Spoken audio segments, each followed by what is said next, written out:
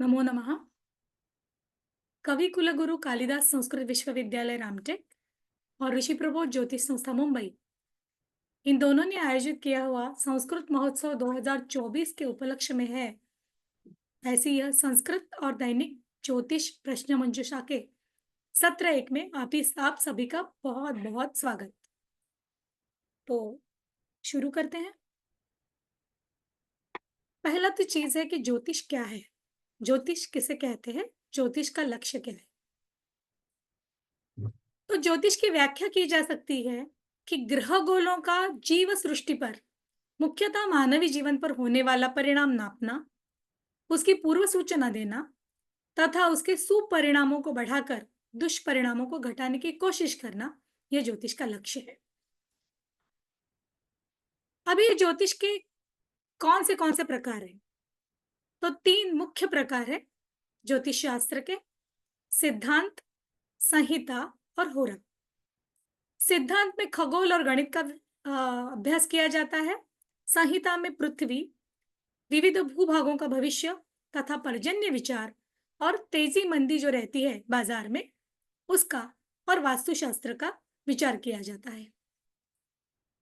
तीसरा प्रकार है होरा। होरा यानी व्यक्ति का, जातक का भविष्य।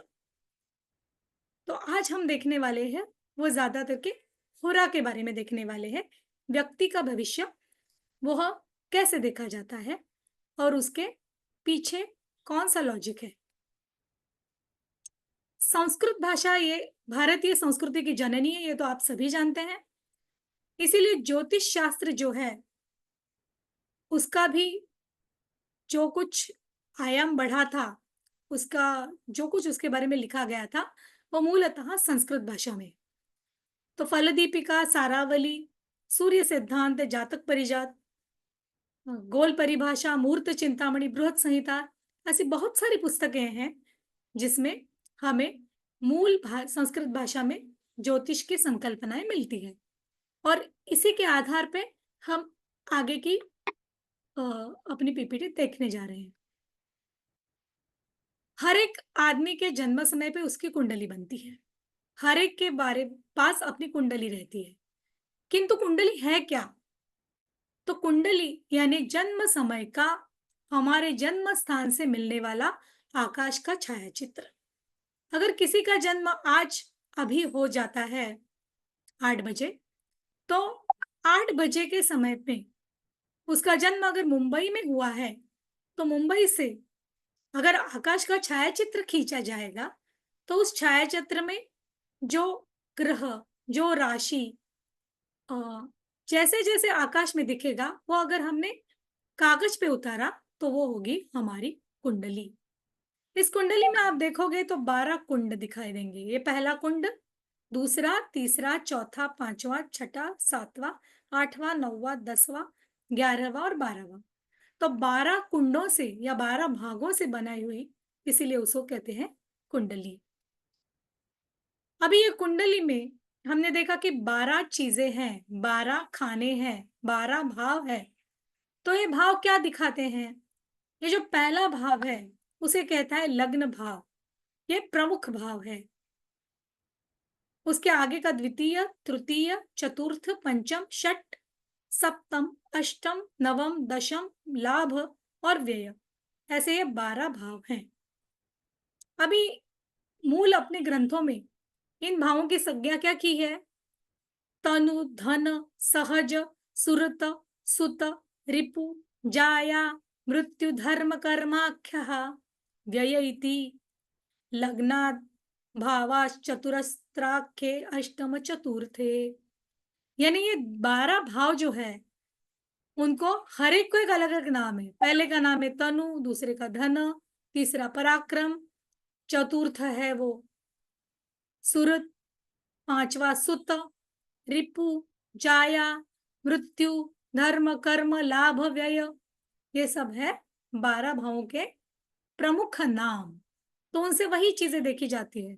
लग्न भाव से देखा जाता है अपनी मूर्ति, अंग, हम कैसे हैं, हमारा व्यक्तिमत्व, दूसरे से अपना धन, तीसरे से हमारे सहोदर, चौथे से हमारे बंधु भाव, उसे कहा जाता है। तो हमारे बंधु बांधव, 5वें से संतान, छठे से सभी रिपु, 7वें से हमारे जोड़ीदार, 8वें से मृत्यु, 9वें से हमारा भाग्य, 10वें से हमारा कर्म, 11वें से हम देखे जाते हैं हमारे लाभ, और 12वें से व्यय। ये भाव कभी बदलते नहीं, हमेशा यही पहला भाव रहेगा, यही दूसरा, यही तीसरा, यही चौथा। ये भावों के जो स्थान है वो कभी बदलेंगे नहीं। बदलेगा क्या? तो ये भावों में जो राशि है वो बदलेगी। वो क्यों बदलेगी, कैसे बदलेगी, ये देखते हैं राशि विचार में। नक्षत्र तथा राशि। राशि नाम कौन से हैं?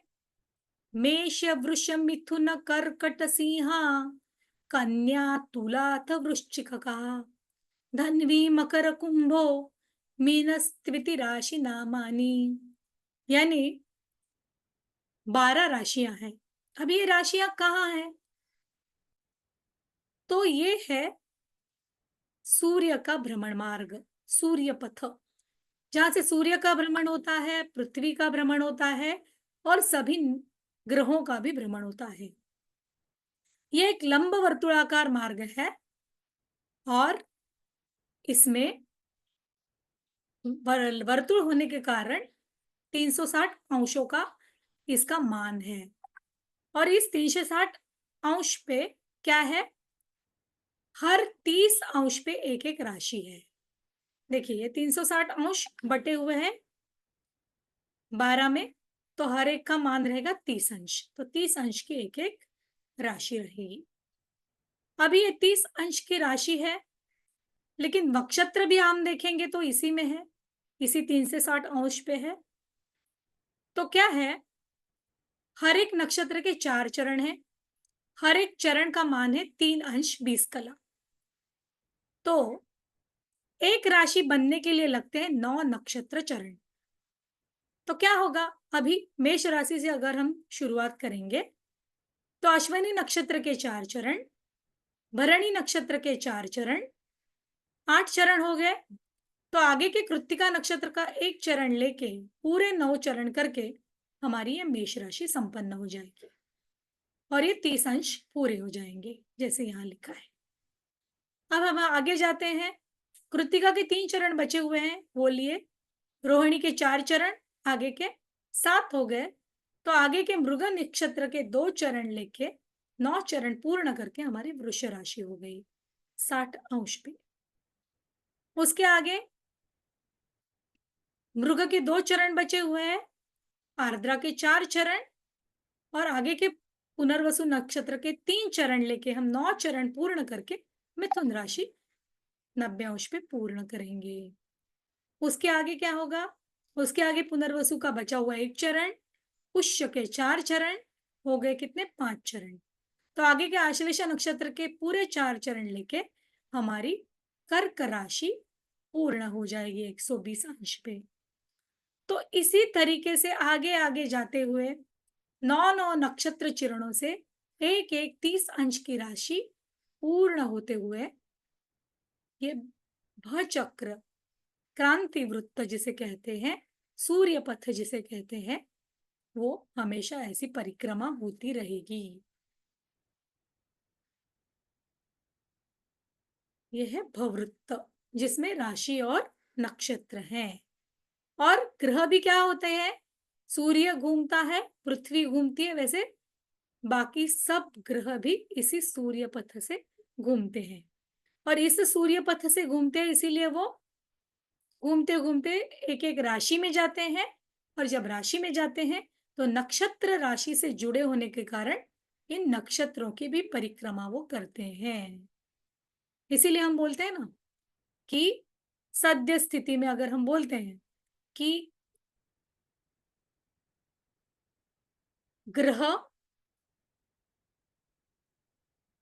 मेष राशि में है, तो वो अश्वनी में रहेगा, भरणी में रहेगा, नहीं तो कृत्तिका के प्रथम चरण में ही रहेगा, क्योंकि राशि और नक्षत्र जुड़े हुए हैं। अभी नक्षत्र ये क्या संकल्पना है? राशि तो हमने देखा 30 अंश में बटा हुआ भाग, नक्षत्र क्या है? तो इस सूर्य पथ पे जो प्रमुख तारका पुंज है, उन प्रमुख तारका पुंजों को नक्षत्र नाम दिया हुआ है। बहुत सारे तारका पुंज हैं, बट उन सभी को हमारे ऋषि मुनियों ने उनकी गणना नहीं की है।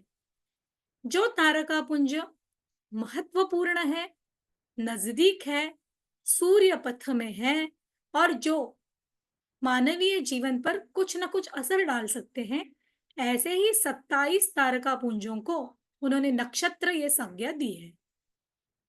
तो ये हो गया राशि और नक्षत्र और उनसे उनमें से हमेशा घूमते हुए ग्रह। जब किसी का जन्म होगा तो उसके लिए उसी समय का चित्र खींचा जाएगा और वो होगी उसकी जन्म कुंडली। लेकिन ग्रहों का भ्रमण तो आगे होता ही रहेगा और आगे भी उसके खींचे हुए उस छाया चित्र में अभी की स्थिति क्या है ग्रहों की, इससे थोड़ा थोड़ा फर्क आता जाएगा। तो ग्रहों का जो ये भ्रमण रहता है उसे बोलेंगे गोचर भ्रमण। इसीलिए लिखा है गच्छन्तो भानि गृह्णाति सततम ये तु ग्रह। ग्रह क्या है? हमेशा घूमते रहते हैं। भचक्रस्य नगाम्यौषा अश्विन्यादि समारुया। तो ये भचक्र जो है वहां वो अश्विनी, भरणी इत्यादि 27 नक्षत्र है। तद्वाश द्वादश विभागास्तु तुल्या मेषादि संज्ञकः। 12 राशियों में ये बटा हुआ है। प्रसिद्धा राशय संति ग्रहास्त्व अर्कादि संज्ञकः। और वहां से ये सूर्यादि ग्रह भ्रमण करते रहते हैं। तो ये है क्रांति वृत्त, भवृत्त, सूर्यपथ।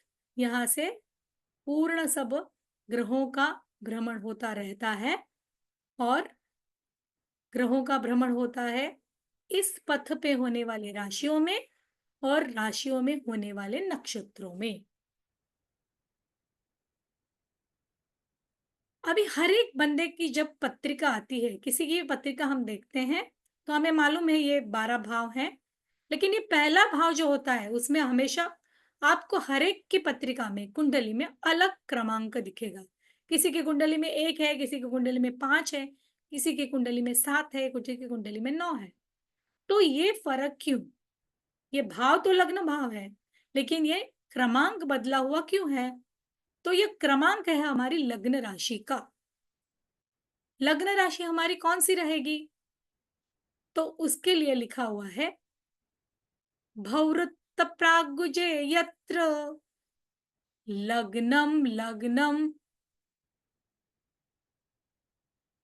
तद्युच्यते पश्चात कुजेस्त लग्नम स्यात् लग्नात् षडभान्तरे स्थितम ऊर्ध्वं याम्योत्तरे यत्र लग्नम तन्मध्य संज्ञकम। यानी ये 4 जो मुख्य इधर दिखे हुए हैं चौकोन, ये चारों को लग्न संज्ञा है। लेकिन ये है मुख्य लग्न, उदय लग्न। तो हम इसके बारे में ही बात करेंगे अभी। अभी ये उदय लग्न क्या है? तो हमारे जन्म स्थल पर, हमारे जन्म समय में पूर्व क्षितिज पर जो राशि उदित हो रही है वो हमारी लग्न राशि है। अभी पूर्व क्षितिज पे उदित होने वाली यानी क्या? तो रोज सुबह सूर्य उदय होता है, यानी क्या होता है? सूर्य पूर्व क्षितिज पर आता है। फिर दिन भर में आगे आगे आगे हमें वो आकाश का टुकड़ा जाता हुआ नजर आता है पृथ्वी के भ्रमण के परिणाम स्वरूप। और फिर हमें दिखता है कि आगे आगे जाते हुए शाम के समय इधर सूर्यास्त होता है। यानी ये पूर्ण भ्रमण हमारा सूर्य उदय से सूर्यास्त तक हो रहा है।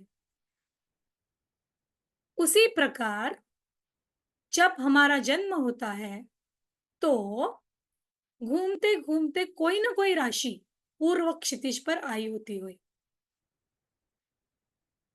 तो ये जो राशि है जो पूर्व क्षितिज पर रहेगी उस राशि को हम कहेंगे हमारी लग्न राशि। और उसका जो क्रमांक रहेगा वो आएगा हमारे लग्न भाव में। जैसे किसी का जन्म मुंबई में अभी हो गया और अभी पूर्व क्षितिज पर मेष राशि उदित हो रही है, तो हम लिखेंगे इस भाव में एक आंकड़ा और उस व्यक्ति की लग्न राशि होगी एक आंकड़े वाली मेष।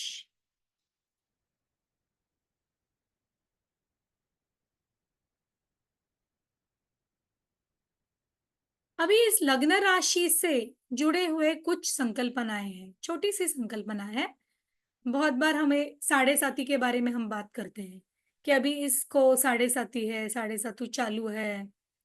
तो साढ़े साती यानी क्या है? साढ़े साती की संकल्पना यही है कि एक हमारी जन्मकालीन राशि रहती है। जन्मकालीन हमारी राशि रहती है। पहले हम जन्म राशि की संकल्पना देखते हैं।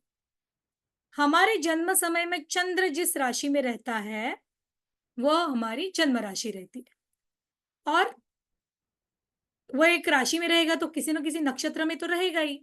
तो उस नक्षत्र को कहेंगे हमारा जन्म नक्षत्र। तो जन्म समय में चंद्र जिस राशि में है वो जन्म राशि, और जिस नक्षत्र में है वो जन्म नक्षत्र। अभी इस जन्म राशि और जन्म नक्षत्र की संकल्पना से ही साढ़े साती का एक अशुभ काल, ये संकल्पना है। जैसे हमने देखा कि जन्म समय जिस राशि में चंद्र रहेगा वो हमारे पूर्ण जन्म काल में हमारी जन्म राशि कहलाएगी। तो अगर मकर राशि में 10 क्रमांक की राशि में किसी का चंद्र है जन्म समय पे, तो उस बालक की जन्म राशि हो जाएगी मकर। अभी शनि का हमेशा भ्रमण होते हुए जब कभी मकर राशि के पहले वाली राशि, मकर राशि और मकर राशि के बाद की राशि में शनि भ्रमण करते करते रहेगा, वो संपूर्ण काल इस जातक के लिए जिसकी चंद्र राशि मकर थी उसके लिए साढ़े साती का काल रहेगा। यानी हमारे जन्म राशि में या जन्म समय के चंद्र राशि में, जन्म राशि यानी जन्म समय चंद्र जहां था उस राशि में या उसके पहले या अगले राशि में शनि का गोचर भ्रमण हो रहा है, तो उस काल को हम कहेंगे साढ़े साती। अभी शनि एक राशि में रहता है 2.5 साल, इसका वो उसकी वो ग्रह गति है। तो पिछली राशि में 2.5 साल, हमारी जन्म राशि के 2.5 साल और आगे के राशि के 2.5 साल, यानी 2.5 + 2.5 + 2.5 यानी 7.5 काल, 7.5 वर्षों का यह काल रहता है, इसीलिए उसको कहते हैं साढ़े साती। तो हमारी जन्म राशि से जुड़ी हुई एक अशुभ संकल्पना है। अभी जन्म राशि से शुभ समय कैसे निकालना? तो जन्म राशि यानी जिस राशि में जन्म समय में हमारा चंद्र था वह राशि, उस राशि से गोचर चंद्र यानी हमेशा भ्रमण करने वाला चंद्र अगर पहले स्थान में, तीसरे स्थान में, छठे स्थान में, 7वें स्थान में, 10वें स्थान में या 11वें स्थान में रहेगा, तो वह चंद्र बलवान रहेगा हमारे लिए। हम बोलेंगे हमको चंद्र बल है। विवाह में होता है ना श्लोक, तारा बलम चंद्र बलम तदैव, क्योंकि चंद्र क्या है? चंद्र है व्यक्ति का मन, और आपका मन अगर लगा है किसी चीज में तो निश्चित ही वो चीज अच्छी होगी। तो चंद्र बल का रहना बहुत जरूरी है। इसीलिए अगर कुछ शुभ काम आपको करना है तो आप देखेंगे कि आपकी जन्म राशि से गोचर चंद्र अगर जन्म राशि में ही नहीं तो उससे तीसरी राशि में, छठी राशि में, 7वीं राशि में, 10वीं राशि में या 11वीं राशि में रहेगा, तो वह चंद्र आपके लिए शुभ चंद्र है। उस समय आप कुछ शुभ कार्य कर सकते हैं। तो दोस्तों अभी हमने देखा कि हमारी जन्म राशि हमारी चंद्र राशि, ज्योतिष यानी क्या, हमारी कुंडली में ग्रह राशियां कैसे आती है, उसके पीछे का लॉजिक क्या है, और जन्म राशि से आधारित अशुभ संकल्पना साढ़े साती और शुभ संकल्पना चंद्र गोचर, चंद्र बल, ये कैसे देखते हैं। तो अभी यह समय रिकॉर्डिंग समाप्त हो रहा है। आपके स्क्रीन पे व्हाट्सएप ग्रुप पे आपको आपकी प्रश्न मंजूषा मिलेगी। आपको सभी को प्रश्न हल करने के लिए बहुत बहुत शुभकामनाएं। धन्यवाद।